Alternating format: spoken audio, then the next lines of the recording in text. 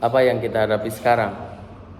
Berhenti membayangkan apa yang akan dilakukan di masa depan dengan melihat apa yang membuat kita sukses di masa lalu. Hari ini berbeda dengan hari kemarin. Kita punya kapasitas untuk mengembangkan kapasitas mereka atau grow mindset. Before empowering others, we have to be empower people. Belajar. Namun, mindfulness juga lebih dulu dibutuhkan dalam tiap individu atau jiwa. Kita semua telah beraktivitas dengan penuh kegiatan, namun sering melupakan ketenangan hati dalam diri. Ada beberapa hal yang dapat dilakukan oleh diri kita untuk mencapai mindfulness tadi. Yang pertama, tidak mudah menghakimi atau dapat menerima apa adanya, dapat membantu seseorang tidak merasa terpojoki atau bahkan dicap ke arah negatif oleh diri kita atau orang lain. Lalu kita juga bisa melihat dengan cara pandang pemula di mana hal tersebut dapat membantu untuk memaklumi segala hal, khususnya di saat kita merasa lebih unggul dan berpengalaman dibanding orang lain. Kita juga bisa menerima dengan hati legowo dan tidak memaksakan akan suatu hal atau juga ngotot. Jika memang ada yang berjalan tidak sesuai dengan rencana atau bayangan kita, maka carilah jalan lain atau solusi dan tidak hanya berhenti atau stuck di suatu titik itu saja. Let it go. Kesabaran dan kepercayaan juga diperlukan dalam melakukan hal-hal tadi untuk diaplikasikan di kehidupan sehari-hari ke orang yang berinteraksi dengan kita. Maka dengan hal-hal tersebutlah dapat dicapai mindfulness diri kita sendiri. Kesehatan mental, menurut Zakia Darajat, adalah terhindarnya seseorang dari gejala-gejala gangguan jiwa dan gejala-gejala penyakit jiwa. Lalu, menurut Sururin, adalah kemampuan untuk menyesuaikan diri sendiri dengan orang lain dan lingkungan di mana dia hidup. Lalu, menurut Mustafa Fahmi, terbagi menjadi dua pola, yaitu pola negatif atau terhindarnya seseorang dari gejala neurosis dan psikosis. Lalu ada pola positif, yaitu kemampuan untuk menyesuaikan dengan diri sendiri dan lingkungannya. Dan menurut Hana Jumhana, ada 4 pola dalam penetapan pengertian kesehatan mental. Yang pertama simptomsis, yang kedua penyesuaian diri, ketiga pengembangan diri, dan yang terakhir agama.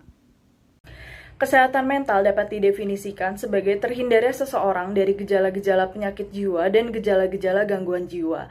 Kesehatan mental juga meliputi usaha aktif seseorang untuk membangun pribadi yang positif. Maknanya adalah seorang individu harus berjuang untuk membangun mental yang sehat sebagaimana seseorang membangun fisik yang sehat. Kriteria normal sehat dapat dijelaskan sebagai berikut. Yang pertama ditinjau dari aspek sikap terhadap diri sendiri dengan ciri perilaku menunjukkan penerimaan diri, memiliki jati diri yang positif dan memiliki penilaian yang realistis terhadap kelebihan dan kekurangan.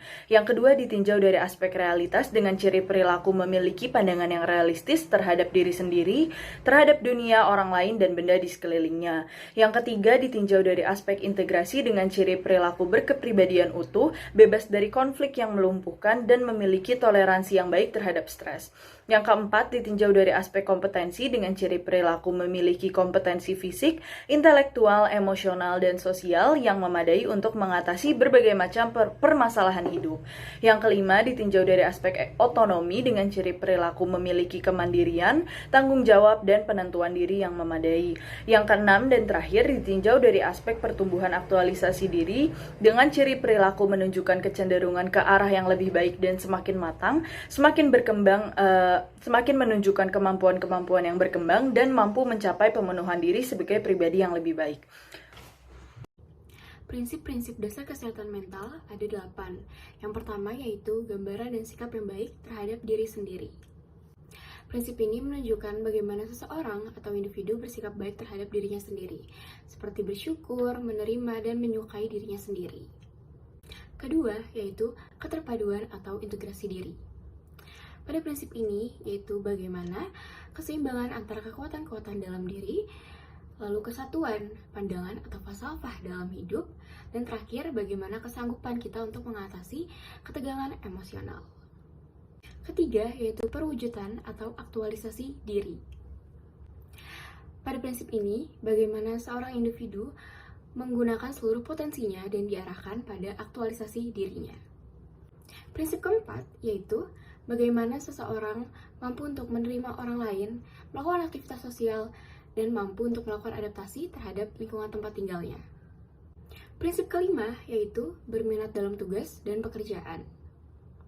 Pada prinsip ini, bagaimana seseorang mempunyai peran masing-masing dalam kehidupannya dan harus mempunyai minat dan kesenangan dalam mengerjakannya. Prinsip keenam yaitu agama, cita-cita, dan falsafah hidup. Pada prinsip ini, dengan agama kita terbantu dalam mengatasi persoalan kehidupan. Dan dengan cita-cita dan falsafah hidup yang jelas, kita mampu untuk bersemangat dalam mengerjakan apa yang harus kita lakukan dan berorientasi pada kehidupan yang tertib. Prinsip ketujuh adalah pengawasan diri.